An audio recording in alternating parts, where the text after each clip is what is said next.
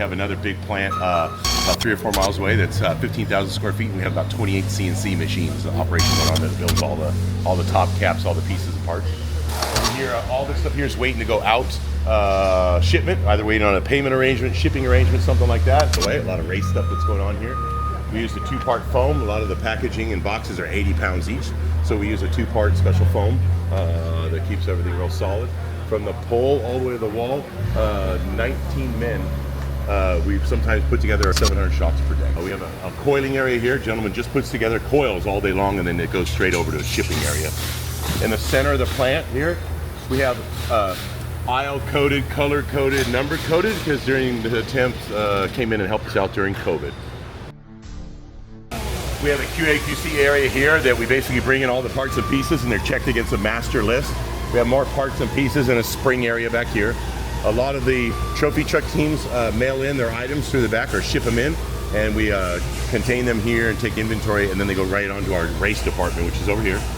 And there's sometimes 9 men technicians putting together all the race stuff. As you can see, all big parts and shocks back here, the trophy truck items. Okay.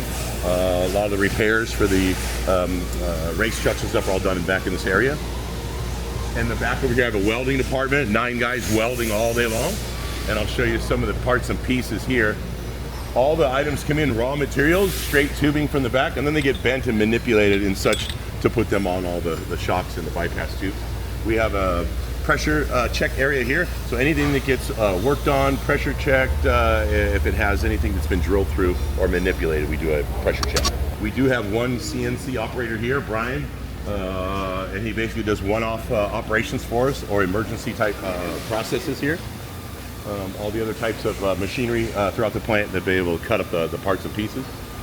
The Brett and Ross back here have a like a man cave kind of thing. We do a bunch of racing around the country here, so these guys back here go ahead and remodel, facilitate, and put some of the race cars and stuff together back here.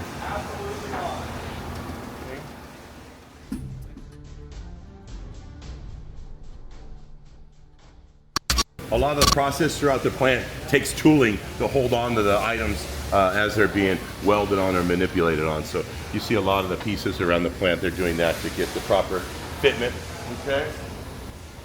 And then this is the area here, RD area. So anytime we get a new product coming in the back door here, whether it's an updated version of, let's say, a Toyota Tacoma, this looks like it's a Suzuki branded item that's not in the United States yet. I think it's called a Jimny. So we're actually retrofitting and putting some of our shocks and suspension parts and pieces on that. This is the area we bring stuff in here and compare to existing stock we may have on the shelf, and then we go from there. Back here we also have an R&D area that all the engineers and sales guys have available to them, but we have different test facility here. We have some shocks that could go on a dyno for 2 to 3 months at a time, checking for wear and existing components of the seals. And just like here, we make the shocks out of clear and interject different diameters and different types of debris and trash into the shock itself and see how it deteriorates the seals or the oil or that kind of thing. So there's quite a bit of extensive R&D that goes on over here. More test apparatus and stuff like that. We have a pre-assembly area here. So a lot of the items go out on the floor, and instead of the technicians out there taking 20, 30 minutes to put the stuff together, we do it real quickly over here, and it's a pre-assembly. So sometimes the pieces, such as the adjuster knob for the compression, there's 21 pieces associated with that knob. So they'll put that all together here ahead of time. We have an engineering tank right here, big tank. They come up with all the new items. At their desk, they have the 3D printers, the plastic kind of stuff that they'll make parts out of.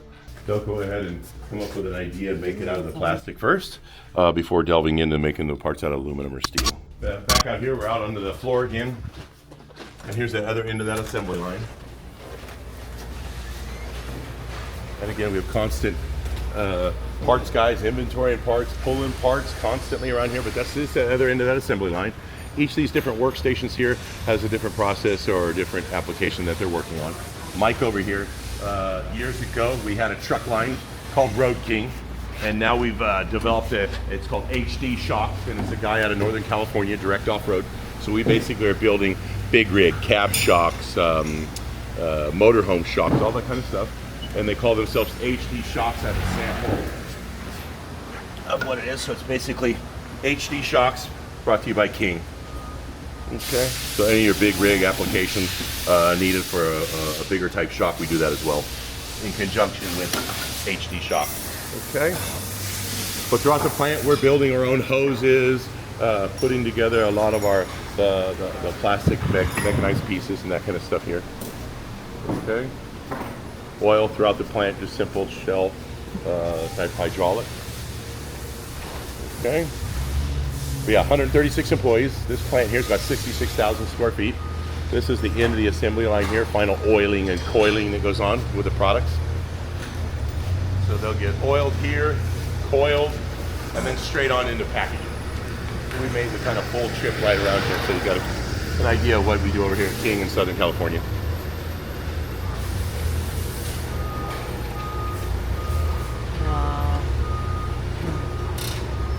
So beautiful around.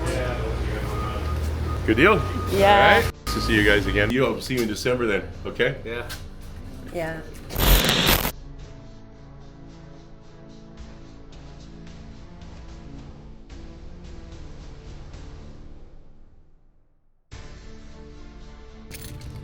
Okay, now it's time to change the old one with the new one I already got. So cool.